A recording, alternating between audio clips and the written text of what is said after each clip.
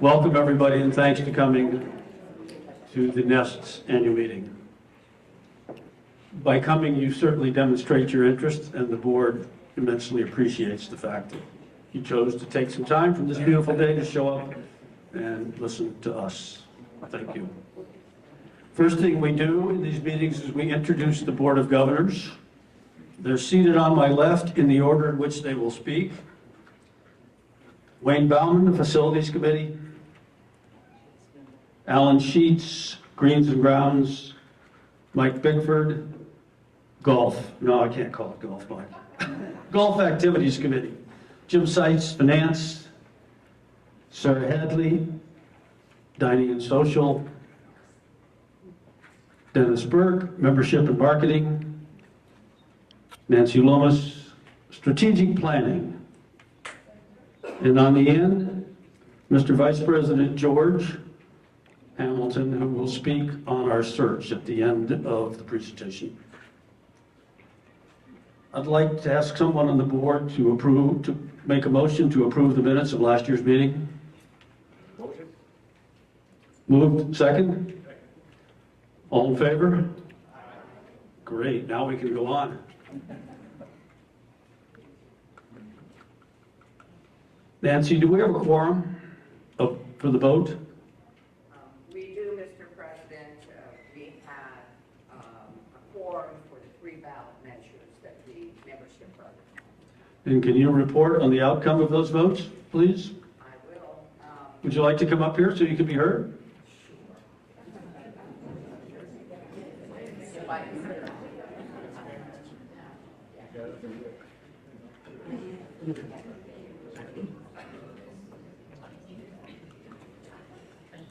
Okay, for the announcement of the budget votes, which one am I supposed to do? This one? Okay.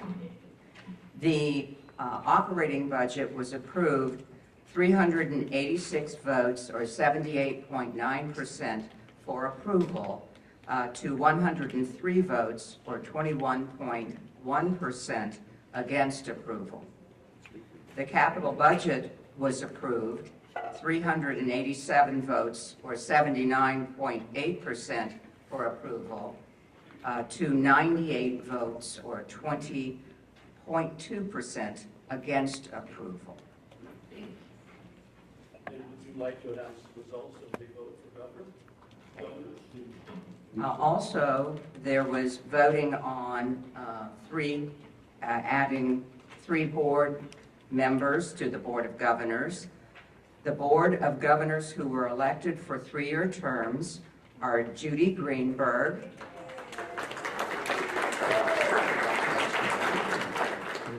George Hamilton, and Jim Seitz.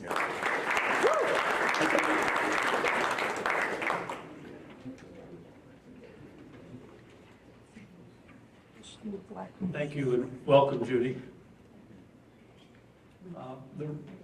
The bulk of this meeting is committee reports, and as I said, we're in order here, and I'm just going to push my chair back out of the way so that my fellow board members can get here and speak to you without tripping over me. We'll start with Wayne and Facilities. Okay. First off, on the Facilities Committee, we would, on behalf of the committee, I'd really like to thank Gary for all of his years that he's helped being president, being on the board, and just a good mentor to me and to us as our committee formed over the years. Also, I'd like to shout out, I don't know if Chris King is here. Is Chris King in the audience anywhere? Chris King is our building manager that started participating with our committee a couple of years ago. And for those of you that don't know Chris, he is really a great guy behind the scenes that takes care of this entire facility. Oftentimes, he's doing it with his own hands. So if you don't get to know Chris, you get to know Chris. Search him out.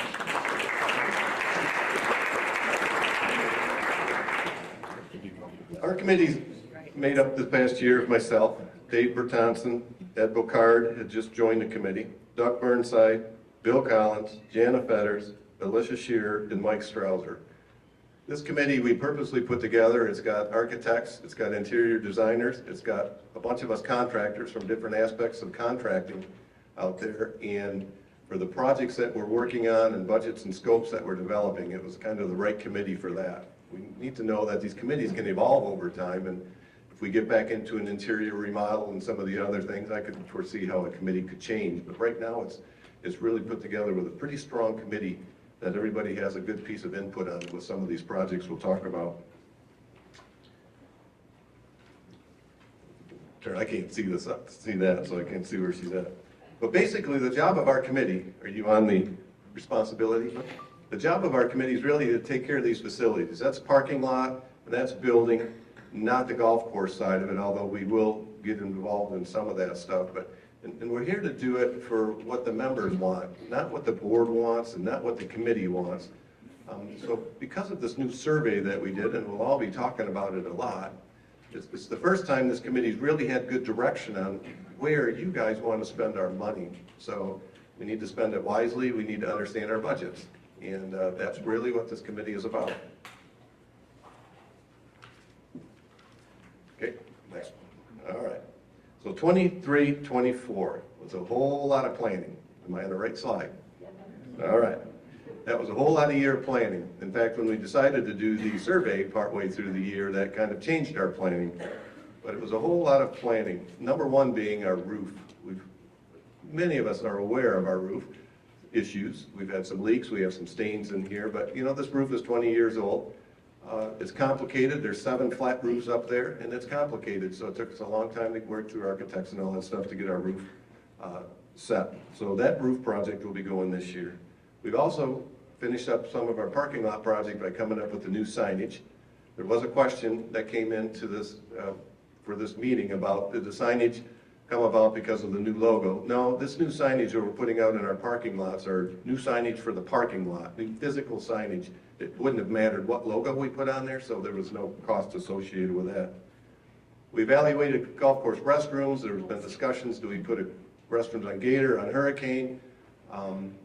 We came through with that. You could see the survey said not really on Gator, maybe on Hurricane, but we also learned that the halfway house needs to be renovated. We knew that. We evaluated many different facade options of just the front of our building. What do we have to do to make that look a little better? Again, survey told us, don't spend a lot of money on that, but we need some upgrades out there on the facade.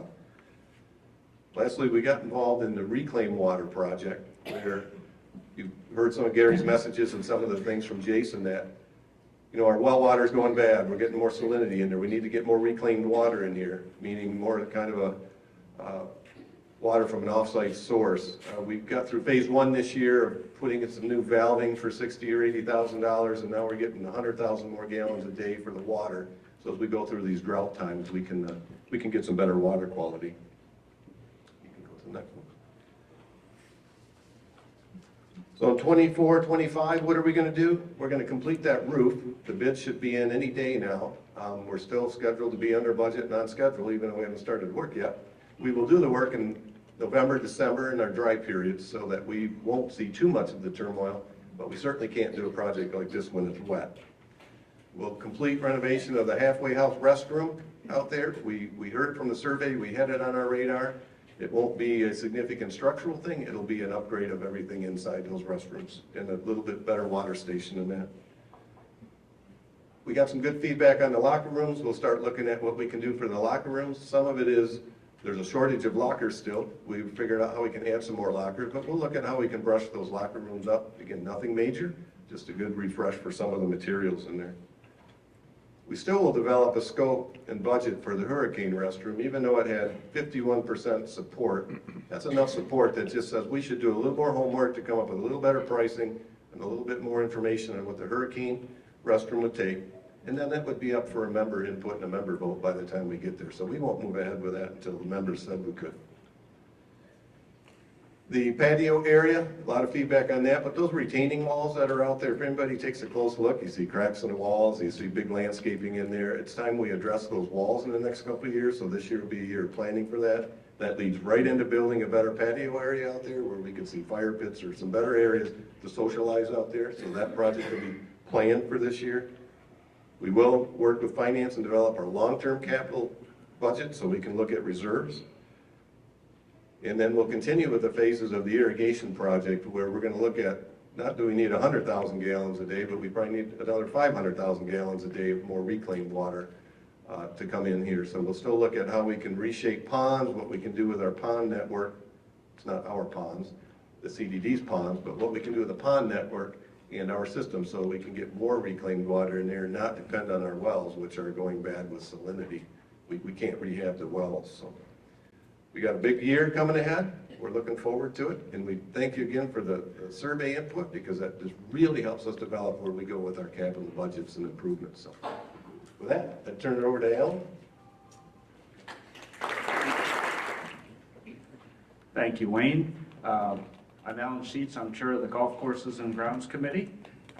My committee should be showing up there now. Art Batson, Steve Gallant, Vince Lavelle, Gary Polipnik, Sylvia Schaff, Sally Spain, and Bob Travers. It was a pleasure to work with this group this year, and I think you'll see that we had a very productive year and good plans for the future. Responsibilities for our committee are defined in our bylaws, but we work closely with Jason, often several times during the week to bring recommendations related to the golf courses and grounds to the board. So our accomplishments over the past year, the renovation of Hurricane 11, we completed the new irrigation system on Gator, so now both courses are equipped with state-of-the-art irrigation system, and with that we've reduced our water consumption about 20%. We completed the regrassing of the rough on the Gator course with Bimini Bermuda, the same breed as on the Hurricane rough last season. We replaced a lot of trees out on the courses. Some of you probably aren't happy with that. On Gator 10 and 18, on Hurricane number 10 between 10 fairway and 17 green, Hurricane 14 at the dog leg, and just about a week ago, Gator 11. We put a couple more trees to replace a dead one out there. So these replacements were targeted at areas that affect the play and are critical to the design of the golf holes. We also replaced all the sand in the Gator bunkers, and Jason and his staff have implemented a new maintenance program on the bunkers. We've added labor and machinery to help them with that. Out on the driving range, we made several enhancements based on member input and feedback. We regrassed the hitting and landing areas with Bimini Bermuda. We extended and laser leveled the grass hitting area. We have a lot of people asking for more opportunities to hit off of grass. We recontoured the landing area so you can actually see where the balls are landing. And down the left-hand side of the western side of the range, we removed a whole bunch of invasives and dead trees, mainly from Hurricane Ian. Out on the infrastructure on the course, we installed a snail mitigation system in Pump House 1. We had a problem this year with snails infiltrating the irrigation system. We think it was related to the drought, but that has solved the problem now. And as Wayne had already mentioned, we've increased our intake on recycled water, so our water quality is dramatically improving. Looking forward for this coming summer, we have some pretty big plans out there. One is going to be to regrass the short grasses on the Hurricane course, so that's going to be the tees, fairways, and collars. Also the collars on the Gator course. The work on Hurricane has already started. The front nine was sprayed last week, and it's a little brown on the short grasses. And that the back nine is being done today, the first application of a treatment. Out there, the asphalt cart paths are a little bumpy and potholy, so we're going to do an overlay on all the asphalt cart paths, and no, we're not adding cart paths from tee to green. Out on the bridge from Hurricane 12 to 13 and back 15 to 16, new decking and railings out there. We did have an engineer out to look at the underpinnings of the bridge. It is structurally sound, so we only have to do the decking and railings. Adjacent to the Hurricane 17 4, 5, and 6 tee box, there's a kind of a rough looking area that was washed out from Hurricane Ian. We're going to clean that out, clean out all the invasives, and replant with new trees in there, so it'll be a nice look out there. And also on Hurricane 1, the par 3, we're going to widen the tee box. It gets beat up during the season, so having some additional area out there should help throughout the whole year. Just to wrap up, there was one question sent in from a member. Said the golf course conditions are the #1 concern of the membership. From the survey, we are losing ground around the greens on Hurricane 5 and Hurricane 9 at the Bend. There are other holes like this. Hurricane 5 has been on the list for years and keeps being pushed back. The work would be done by an outside contractor. We have the money, why aren't we fixing these problems now? So we had planned to we do plan to address Hurricane 5 and Hurricane 8 the following summer, so the summer of '25. The funds are budgeted. We actually have to look at all the lakes, including Hurricane 9, as was mentioned in the question, because over time, most of the lake banks will start to erode and slough off, so at some point, they're all going to have to be looked at. So we had planned on doing Hurricane 5 and 8 this summer. However, the change in the regrassing schedule to do hurricane short grasses now made it impractical to do both the regrassing and the lake bank work at the same time. Although different contractors would be involved, the work could interfere with each other and potentially impact the growing of new grass. So with that, I'll turn it over to Mike Bigford. Thanks, Alan. I wanted to start out by thanking the board and thanking Gary. And whether you know it or not, it's my first year on the board. I've been on lots of boards. This is an extremely hardworking volunteer board. And as members of this club, I can assure you, we're blessed to have this level of dedication. It goes far beyond what I ever thought it would be. So I applaud my fellow board members.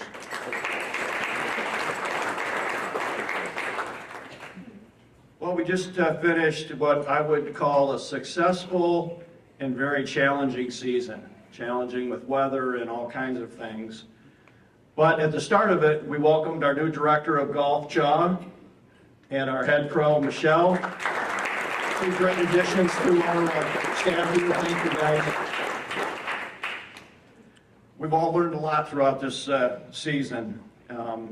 And we are so blessed to have an incredible staff, starting with Hayes and the outside guys, just an incredible team there. We've got the pillars of the,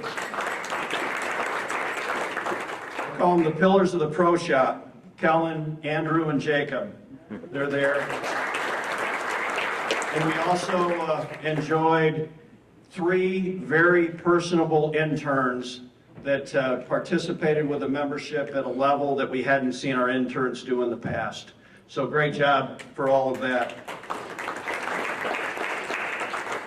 I want to recognize my fellow committee members, Corey Ryder, Nancy Holm, Scott Todd, Aline Cavane, Sue Mendenhall, Liz Turnbaugh, Joe Mangelo, and Emilio Martinez. And it goes a lot farther than the 1 hour a month that they were volunteered as we went through. Another hardworking group of people that I was very, very pleased to be with. This staff and committee aligns with all departments to provide an exceptional golf experience. That's kind of what our definition of what golf activities is. I had to ask the question because when I got involved in this, I didn't know. That's a very few amount of words to go into hundreds and hundreds of hours of work. We review the policies of the club, the events, handicapping, pace of play, tee sheet availability, and we do this with a continual improvement strategy in mind. As we look into this past season, we all know that the activity on the golf course from a rounds perspective is way up. It felt like we were under pressure.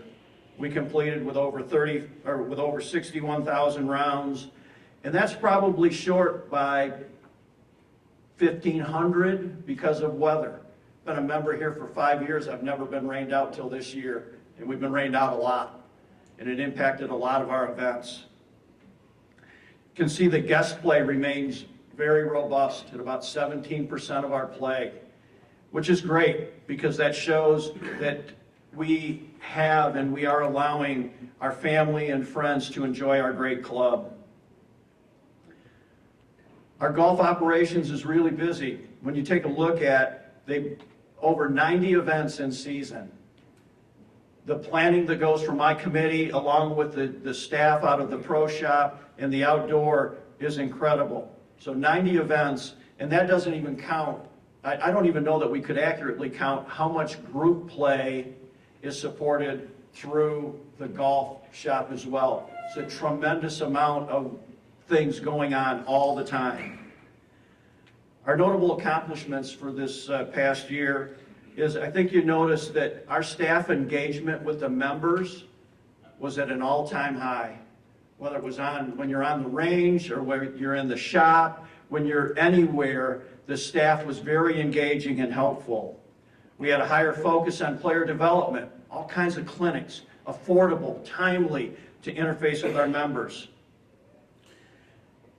Along with the grounds, we worked on the initial phase of the practice facilities, more grass hitting area.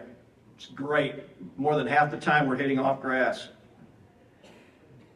We received a question from one of the members, and it was in regards to slow play and what are we doing about it. So if you look just statistically at slow play, you'd say the Nest doesn't have a problem if you look at the straight statistic. Our average round is just under 4 hours.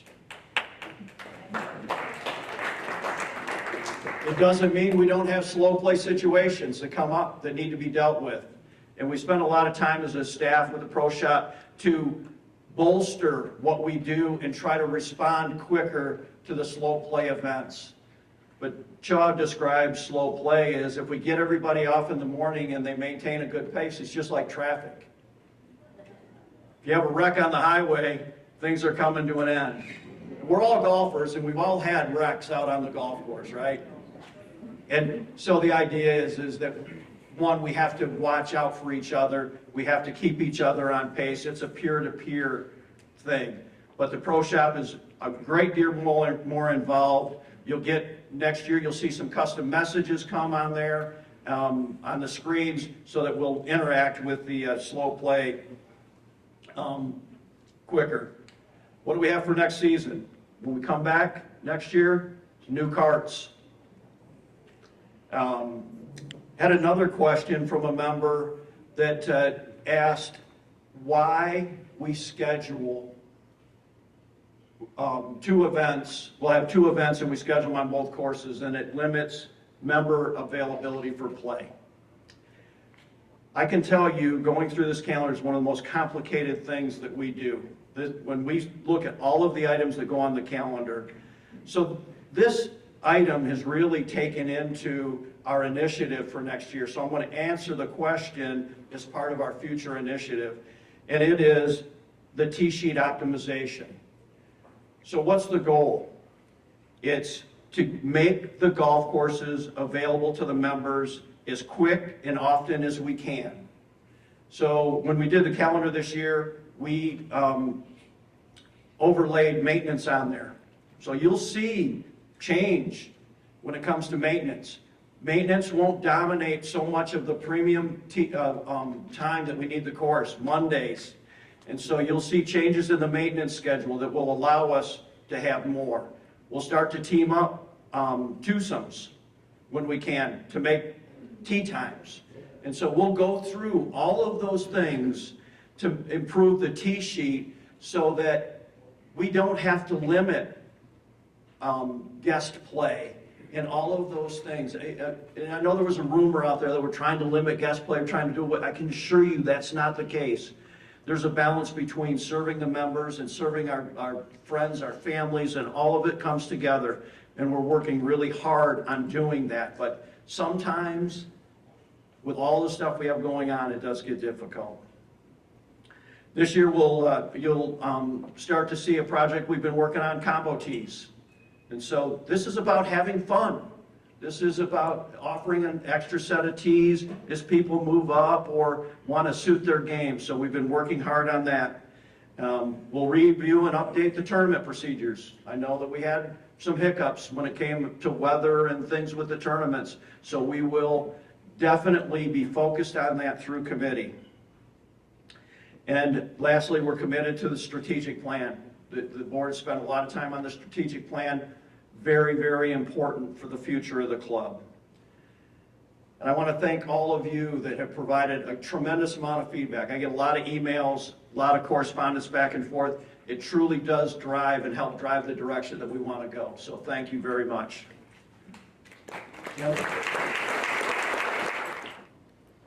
Okay, Deb, the high sign is a thumbs up. How does that sound? Now, no, wait a minute. You can't raise your thumbs that way. She's got to be flicking through these slides on me. So I'm Jim Seitz, and I'm the chair of the Finance Committee this year. And my job this year was made substantially easier due to the talented group of people that agreed to serve with me on the committee this year.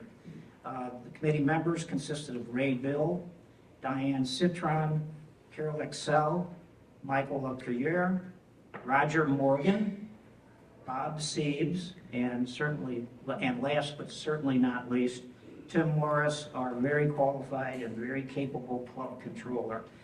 Tim actually serves an additional function here at the club. I call him the professional cat.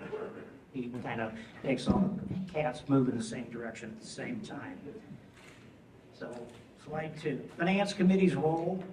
We provide assistance and oversight to the finance group and the group activities of the finance department in financial reporting, the preparation of the operating and capital budgets for the year, planning and funding for strategic initiatives that are developed by all of the committees that form the basis of the board, internal control and bylaws compliance, human resources matters, insurance coverage, including property casualty, liability, and health insurance, and the club technology needs.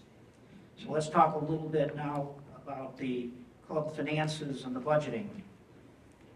In 2023-24 operating performance, a review of that operating performance, it reveals that revenues for the year originally were budgeted at $12.9 million.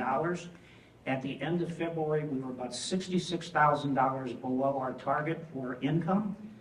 That the unbudgeted golf course expenses, including an extra pine straws refresh, removal of the destroyed trees from Hurricane Ian, and increased bunker maintenance cost actually contributed to this budget shortfall. If we eliminated the costs, the unbudgeted costs associated with those efforts, we'd actually be about $50,000 ahead of budget as of the end of February. In other good news, if you will, about this past fiscal year, or this current fiscal year, we received $700,000 in below-the-line revenue from the sale of additional social memberships, which contributed to our very, very, very strong current cash position. Speaking of cash reserves, we currently have over $3 million in working capital, which could be utilized to buy down a portion of the cart lease, fleet lease that's coming up in the middle of this next fiscal year. We could transfer the non-equity membership portion of the reserves to restricted capital if we needed it to pay for any of the capital projects that will come up either in the course of the budget or as voted on by the membership later this year. Or we can always use them to pay for any storm-related or catastrophic-related deductibles for insurance purposes. So we have a very strong working capital or cash position. From an operating budget perspective, the operating budget, as was mentioned earlier, was recently approved. And a summary of that budget reveals that revenues are budgeted at $13.8 million for this fiscal year. And the membership levels are forecasted at 643 equivalent members or 600 golfing members. Budgeted increases in revenues for that budget include increased operating dues, increased guest and golf cart fees, and increased food and beverage menu prices necessary to offset increased costs. Increases in cost include a 5% increase in payroll to basically head off market demand for labor in this marketplace, increased equipment cost, increased golf course supplies, chemical and water costs, and increased insurance costs. Cash reserves, restricted. Our restricted capital and cash reserves currently total $5.8 million, and we expect to increase that capital category from somewhere between $1.5 million to $2.3 million over the course of this year as we admit new members into the general membership, into the full golf cut category membership in the club. We'll also continue to receive $2.8 million from the collection of existing debt and rental assessments and capital dues.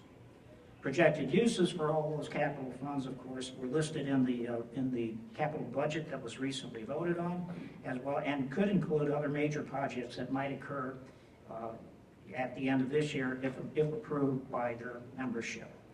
This last slide, slide number 7, is basically best summarized by simply saying that everything that is forecasted to be done in the capital budget is being paid for without any increase in capital dues, with no special assessments, and without any additional debt, barring any unforeseen circumstances. So I think we're in a very strong capital position.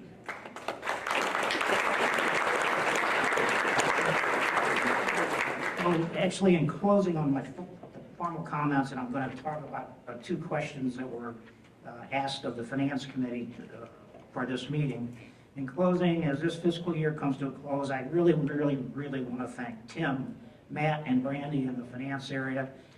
Their dedication to ensuring the accuracy of our financial systems, our procedures, our reports, it's beyond the pale. They're totally professional. And I'd also like to express my sincere gratitude to the Finance Committee members this year. They went above and beyond the normal call of duty in contributing their time and talent to a very significant change in the way in which we operate the committee for this year. And so I thank them from the bottom of my heart as well. So now, 2 questions that came up that need to be addressed. The first of which is a question that is asked in terms of about the rebranding initiative. And the question is, what is the total amount spent for the rebranding initiative since inception?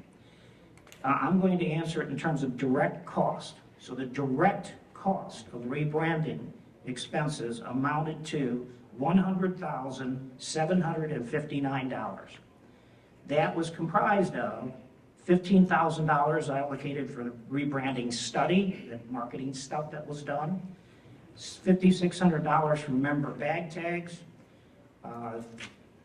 $9,500 was the cost of the US 41 signage. Almost $65,000 was spent on golf course related signs, markers, directional items, and those kinds of things. And then about $5,840 was spent on miscellaneous items like soap and tissue dispensers and tournament plaques. So that, in fact, is the total cost associated with the directly with the rebranding process. The second question had to do with what does the Nest do? What do we do as a club relative to charitable initiatives? And more importantly, can you shed some light, if you will, on the Nest Charitable Fund? Yes, we do have at the Nest a 501c3 corporation that's called its Charitable Giving Foundation. It was established for the benefit of our employees. Grants to employees from the fund are overseen by a totally independent, member-comprised group of 3 people who form a grant committee, and the grants are made for board-approved purposes. So there's certain categories within this foundation that grants can be made for those purposes. Those purposes include education expenses, COVID relief expenses, Ian and other disaster-related insurance deductible expenses. So our employees have an Ian-related or storm-related claim, and their deductible is X, and they go beyond their deductible, or there is a huge deductible shortfall. Grants can be made to make up that shortfall. They can also be made for excess medical payments or expenses, and then there's a general discretionary expense category that can also be utilized for grant purposes. And then in the final analysis, the club does help, indirectly anyway, support a variety of outside charities, the largest of which would probably be Habitat for Humanity, and there is some indirect assistance for the home-based golf tournament. So with that, it concludes my comments, and again, I'd like to thank each and every one of you for attending today. It really does signify your level of interest in the club activities, and we thank you for the support that you do give us. So thank you. Good afternoon. I'm Sarah Hadley, and I'm the chair of Dining and Social. And I'd like to start take this moment to thank all the F&B staff and my committee for their hard work, enthusiasm, and great ideas so we could create successful events for you this season. And Chef Joe, Carmine, Mary Lee, and Cheryl, I think everyone knows them and how hard they work to create wonderful meals and service for us. And my committee, Brenda Asfeld, Lenita Fuchs, Barbara Gerstenlauer, Judy Greenberg, Rosemary Jones, and Linda Wagenmaker.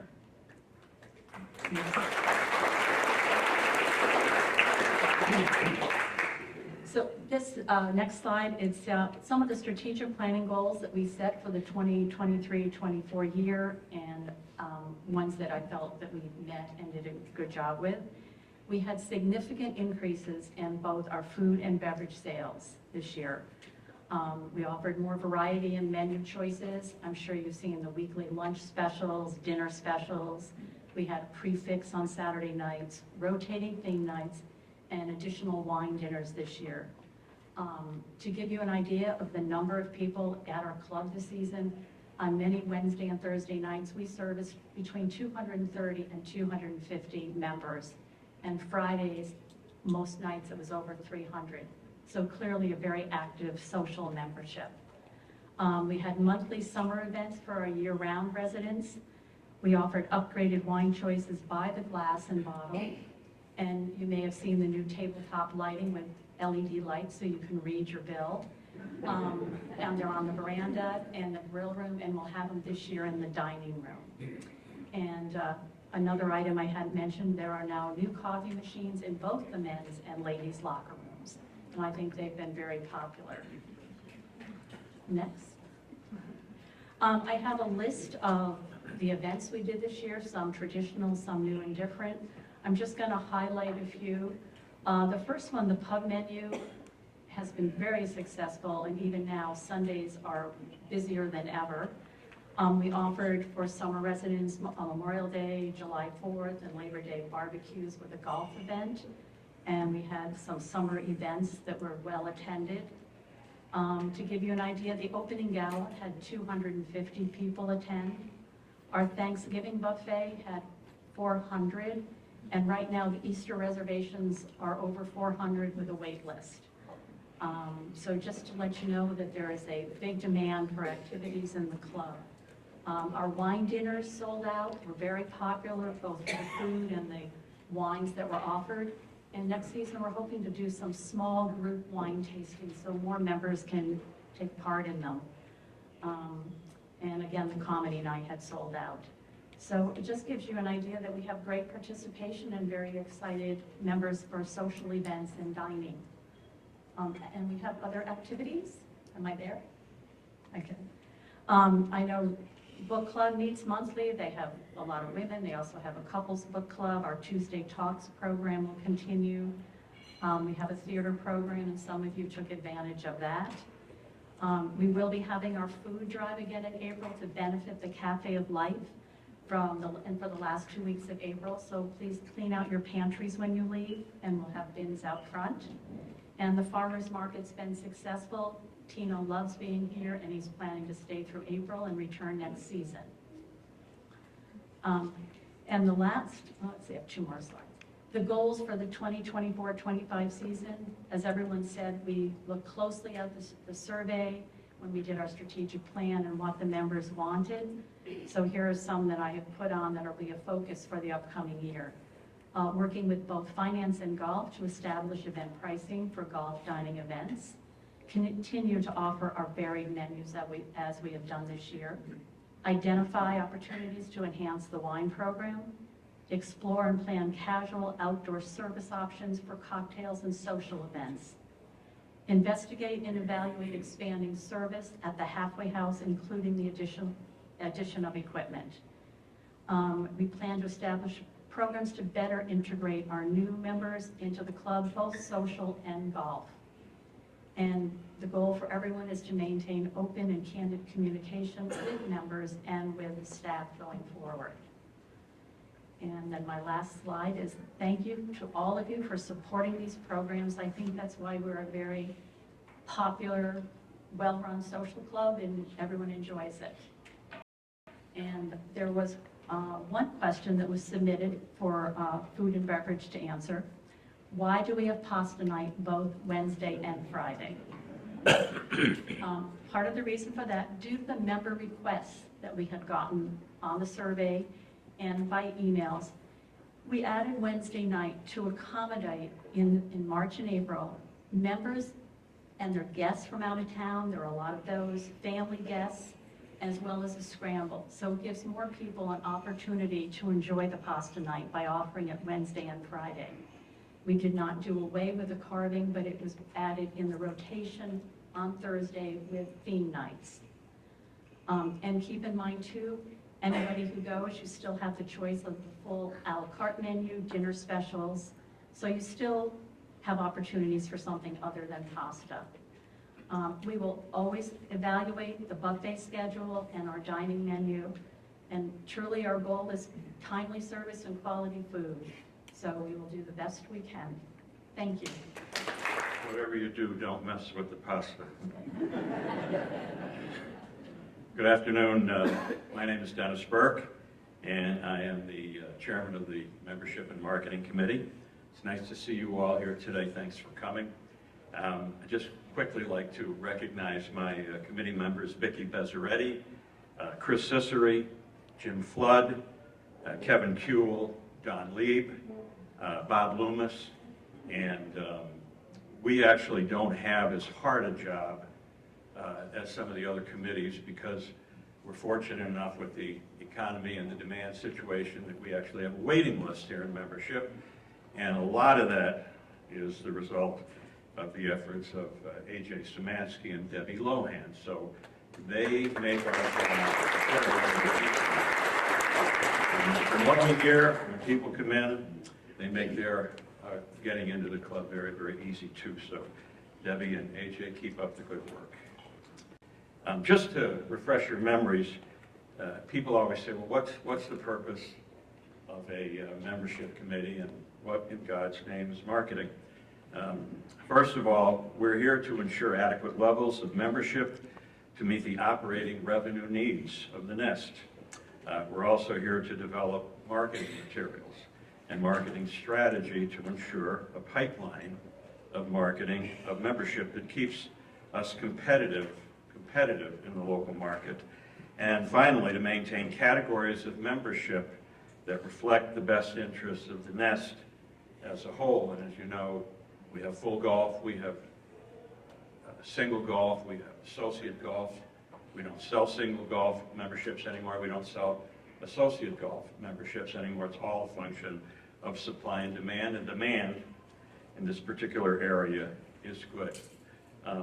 Just so you see a little perspective on our membership, you can see where we have full golf, we have single, associate, social, and total membership. 790 is a lot of people, but only 486 of them are actually full golf members. We have single and we have associate, and then we have social members. And as you can see, it's gone up a little bit over the last couple of years, but not much, and the difference you'll see in the next slide. Some of the things that we enacted this year, some of the changes, we increased our golf initiation fee from $105,000 to $125,000. Within our sales group, AJ tries to keep a comparative study with the assistance of Debbie, and between the two of them, they have a lot of contacts. And so we call around and find out, you know, what's par for the course at the various clubs around, and I can tell you that we're pretty much where we ought to be. There are people above us, there are people below us, and we are somewhere in the middle, and I think that's a good place for what we have to offer. Our membership cap, though, as I mentioned, well, I didn't mention it, when you add up everybody, we have a total of 600 golfing members. That includes full golf, that includes associate, social, and that includes associate. And we've kept that, we've been pretty diligent because as Mike and others have said, we're very sensitive to the availability of tee times. We want to make it a pleasant experience. And so we try to keep it no more than 600, and that's where we're going to stay for the time being. During the last year, we actually activated 29 new golfing members. We have currently 25 on our waiting list. So when someone comes to AJ and Debbie, we can't promise them, but there's a pretty much assurance that their wait will be no more than 1 year. A lot of people that you talk to have 3 and 4, and some of them have exponential wait lists, and we're not in that business at this point. So we will activate probably everybody on the wait list during the next 12 months. We also, one other thing that we did this year, we increased the social membership cap from 150 to 165. We talked this over with the food and beverage people, we talked it over with golf people, and I think we all came to realize that we could take in an additional 15 social members, and we did. I know we're at full capacity. I think we might have 1 on the waiting list right now, and the social thing kind of ebbs and flows. People come and they go, but they're most welcome. We love having them. Membership highlights for this year: we're full. We're full for golf. We're full for social golf and waiting, and we're full for regular golf and waiting. And we expect to fill up any openings that we have with the current waiting list. So, frankly, it's fun being the membership chairman at the Nest right now. And as I said, it's made more fun by the efforts of AJ and Debbie. And we hope that we can keep this. We hope that we can keep this going. Now, from a sales and marketing standpoint, we continue to use this outside internet source pipeline to continue to bring prospects in. We have a new member onboarding process, and when I get to the next slide, you'll see that we're very much driven by the strategic plan that was very much driven by the recent survey. And this survey, I can't tell you how valuable this survey has been. I think if you read it, people at the Nest participated at levels that were far in excess of most clubs that these survey companies do, which tells us that you're interested, you want to be heard. And I'd like to tell you, we heard you. And so we're going to be doing a lot of things to get to those issues that mean a lot to you. And one of them in the membership area is that new members, let's say within a year and a quarter, have expressed concern. It's a little hard to get integrated into the golf groups. It's hard to get integrated into the social groups, and so we're going after that in the next 12 months, and hopefully we'll be able to get that fixed. We're also very focused on the local community developments in the area. We'd love to get as many pipeline of members that we can to replace people that are leaving for whatever reason. And so we're in close contact with people over at the Ritz-Carlton residence.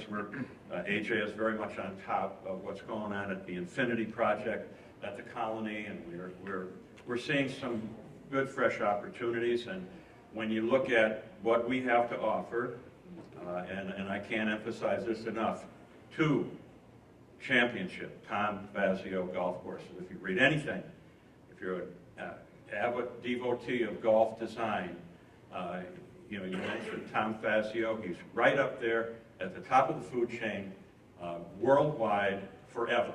And so, he is a great drawing card.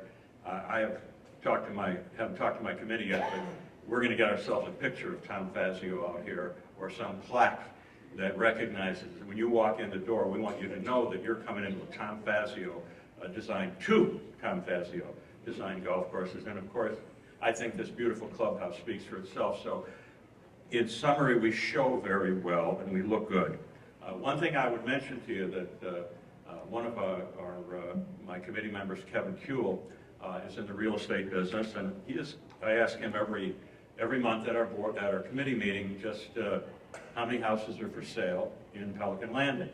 And when I first came on last year, it was my first year, there were like 60, 65. Well, we're now up to over 100 residents that are for sale in Pelican Landing. I remember when I first moved here almost 18 years ago, there were usually around 150 or 160. It was usually about 100, 110 condos and maybe 50 homes. Well, now we're up to 100. I'm not sure what the breakdown is. But he also tells us that the time in market is now back to pre-COVID levels. And so, whereas they used to sell in a day, or they used to sell at the top price, things have settled down. I don't want to say that the bloom is off the rose here, but I think we have to keep an eye on things, and we are keeping close on that. So we're watching that. And finally, I just want to mention that, again, this survey that we got, which has now driven our strategic plan in our area, we're working on integrating new members in. We're working on making sure that our marketing tools, our website, other stuff like that, is up to date and current, and as easy to access as it can be. We hear good things, but we want to make sure that it is so easy. If you want to find out what's in the bylaws, if you want to find out what to wear when you come over here, we want it to be right in front of you and easy to get to, and we're working on that. And then we're also trying to work on what is the sweet spot. We're at 600 right now. What is the sweet spot for Pelican's Nest, for the Nest? How many people should we have? And that's a little more strategic, and we'll be working on that and trying to get some metrics about that. So with that, I want to thank you all for coming. I want to thank you all for your support, and I'm looking forward to seeing you on the golf course. Good afternoon. I'm Nancy Loomis. I am currently the secretary of the board. This is my first year on the board, and I was excited when they gave me the task of strategic planning. I said, great, this is going to be easy, it's small. Little did I know what I was getting into. I have a wonderful team that I worked with this year, and I want to recognize them. Donald Mixon, I know Don's here, and Jean Rush, and Noreen Thomas. I don't have a large group, but I will tell you they were all experienced in strategic planning, which I was not. And so I worked with them, and they helped me enormously to understand the task that we had. I think from what you heard today, you heard over and over again about the survey and how that drove the strategic plan for each of the committees. And the Strategic Planning Committee was responsible for creating the strategic plan for the fiscal year 2024 and 25. And we used the NEST membership survey as the guide to do so. We also monitored the progress in completing the goals from the 2023-24 plan. And as you, again, listened to the committee chairs, you could see how much happened in this year. The purpose of a strategic plan is to develop a roadmap to help us, the club, get where we want to go and to better enable everyone to work together to achieve desired goals. One of the things that you heard from the committees is that they have interrelated responsibilities and interests. And so I think this year more than before and this coming year, they are working together to make sure that they give the members the best possible experience. The planning process that occurred this year was different from how the strategic plan has been done in the past.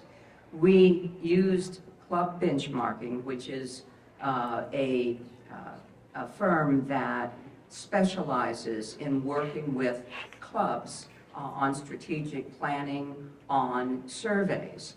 And we used their input to create the survey that was distributed to every member in this club. And I think that was a difference too. If you were a social member, if you were a single member, a full golf member, a secondary, as well as a primary member, you got to fill out the survey. So we had everyone involved with that. The Strategic Planning Committee, in developing the plan, met with each of the committees to discuss the survey results and to prepare the committee's strategies, their goals and actions based on the survey results. We created specific and measurable actions with target timeframes and drafted the new document for review by and approval of the board. I want to say that you all were the most important part of this process. The number of club members who participated and filled out the survey was 74%. Most clubs and club benchmarking told us that 40% was statistically significant. So at 74%, we know that we are on target with what you all want. As well as answering the survey questions, you had an opportunity to make comments. There were over 800 comments that were part of the survey. And I will tell you that the board members read each and every one of those comments. In the survey that you received, and you received both everybody that was involved, and which is all of the club members, received this focus group and the survey results that club benchmarking did. And the quantitative analysis in the survey is a compilation of the comments for each one of the sections. We made the document structured so that it was easy to understand. The introduction tells you just simply a bit about the club, and then it talks about the golfing experience, which is both the courses and the golf activities. The dining and social experience is also important, and you heard from all of the committees about the other areas. We organized for strategies, goals, and actions, and this is how we organized the strategic plan. And so you can see that it is organized by committee again, and that we categorized both short-term and medium and longer-term matters that needed to be addressed. And we had target completion dates for all of the actions. So a strategic plan is a fluid plan, and this, I think that the way that it is handled and the way that we are doing it, it is something that isn't just a document that will be put aside. It is something that we will work with each month when we have our board meeting to find out if in fact we are on track for what we had planned to accomplish. And Debbie, is it already on the website? Okay. The strategic plan was approved last Monday by the board, and it is now on the website. You go to the governance section of the website, you go to club documents, and you will find the strategic plan there. You heard every committee talk about the survey, and every member of the committee based their goals and their actions on the strategic plan, on the survey. So we plan to keep that in focus and keep working with that. And as engaged as you all are and were in helping us with that. We thank you so much. Good afternoon. My name's George Hamilton. I'm Vice President of the Board for the Nest, and I'm also serving as the Search Committee Chair for the General Manager search that we've embarked upon. Joining me on the Search Committee are Wayne Bowman, Judy Greenberg, Nancy Loomis, and Kevin Kuehl. Our committee is, for those who know the members, know that we are a good blend of both board members and also members at large with a wealth of experience in doing executive searches and also a great understanding of the golfing industry. Supporting us in our process, we've brought on board GGA Partners. They are an international firm that specializes in doing executive level management searches for the golfing industry. The partner who is leading that effort for GGA Partners, we know very well, as we worked with her last year when we did our search for our Director of Golf, and she was very instrumental in helping us to bring on board Chaw Tet, our new Director of Golf. So we think we've got a great partner who will bring us some excellent tools to use during the process, and also is very well known across the industry. Let me just share where are we, and then I'll tell you what to share with you what you can expect. We are currently in the application phase of the process. We began posting the job notification on a number of industry sites in late February.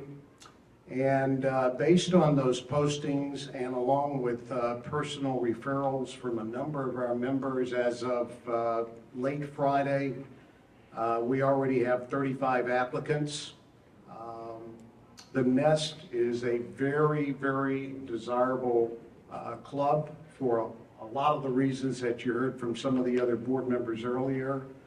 And Southwest Florida is a very desirable location, as we all can attest to. So we've not had any problem getting a robust list of good candidates. The application process closes in 55 minutes. So at that point, the committee will begin to do our work, and we've got a lot of work to do. We envision starting our interview process around the 15th of April. And prior to that, there's a lot of work that needs to be done as we go through all of the candidates. It's a pretty intense process as we work through those to try and screen that list down to a number of candidates that we will offer interviews by Zoom or virtual interviews. And then we'll get that list down to a very short list for which we will do in-person interviews in early May. Our timeline is to, as a committee, will be to make a recommendation for the preferred candidate to the board in mid-May. And we anticipate having the candidate accept and us be in a position to announce to the membership sometime late May, not later than early June, and also to have the candidate in the job sometime in June. We think that timing works very well because it allows the candidate an opportunity to get here in the summer when it's not as busy and to get acclimated and to be in a good place once our full membership returns in the fall. There has been a question, or had been a question about timing. And that question relates to, boy, that seemed to move pretty quickly. But that is the counsel of our of our consultant that we've hired. That was their recommendation, that it should take no more than 2 months. As we were talking with other consultants about potentially supporting us in this process, I asked the same question, and I was told 6 to 8 weeks at the most to do a thorough search for a new general manager. So we feel pretty good about that timeline. With that, that's pretty much an update on where we are, what you can expect. Early June, hope to have someone here in front of you that we can welcome as our new general manager for the Nest Golf Club. I do have one question that is not related to the search that I will address that came in from a member. And the question is, why does the Nest not have an online site on which members can communicate with each other? For example, share ideas, make suggestions, express satisfactions and dissatisfactions, relate to Board of Governor decisions, et cetera, et cetera. I would say that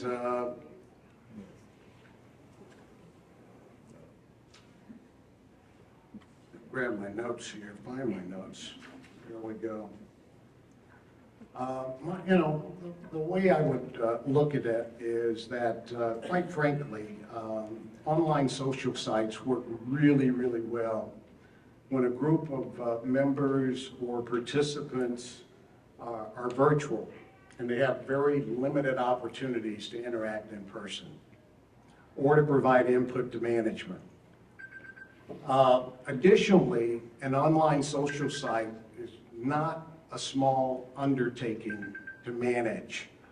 It requires a full-time content manager to manage and monitor conversations, to ensure that the conversations and comments are respectful, and also meets the club's code of conduct, and to collect and to respond to questions. So it's not a small resource involvement to oversee these online content, online social media sites. But quite frankly, our club provides a number of ways for members to interact. We've got a number of organized golf and social activities, as was commented on earlier, and a lot of opportunities and ways for members to provide your input and your opinions. Members are invited to attend our board member meetings, which are monthly. Our committee meetings happen monthly. And many of our members do show up for those, and the board really appreciates that support, and also the questions and comments that they bring to those meetings. The minutes from all of our meetings are posted on our website. We've now begun to videotape our board meetings. So if you want to see what people are saying as they're saying it, that's available to you as well. This year, we also held focus groups and listening sessions and conducted a club-wide survey to get input from members. And as you heard from a number of the board members, that input has been invaluable as we've developed our strategic plan and our committee plans of the things that we're going to be working on in the coming year. And I guess I'd say at the end of the day, we're a golf and a social club where our members would gather, we mingle, we socialize, and we're not a virtual enterprise. So what I would say is continue to come to the club regularly, continue to come to our meetings, continue to send us your emails, continue to call us, and continue to enjoy all that the Nest has to offer. Thank you.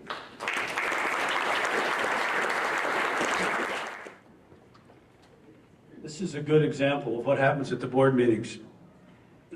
These 8 folks that are on the board with me are so good at what they do, there's almost nothing left for me to say. This is the last time I will address you, and you've received the last of my emails, which I assume is a great relief to you.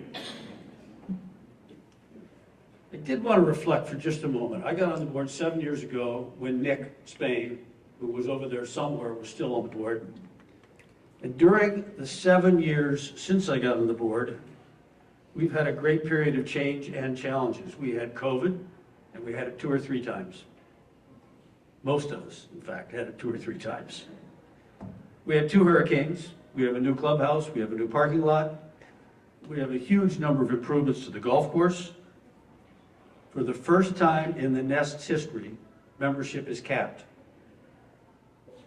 First time. And we have a waiting list. And Equity A members can get out with some of their skin that's in the game. Those were major changes and major challenges which we have dealt with, and I'm sure that the ongoing board will be able to deal with whatever challenges come next. I wanted to comment one matter of a special pride. Next year, there will be 3 ladies on the board. That's the first time in the Nest.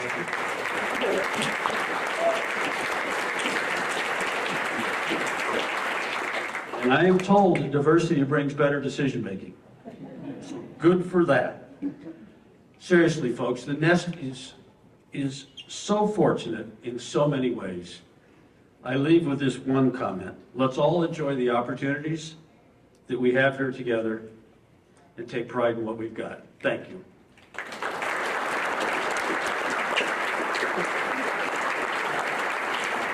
May I have a motion to adjourn from my colleagues? Is there a second? All in favor? All right, the new board will gather in the boardroom in about 10 minutes for a quick organizational meeting. Thank you all for coming.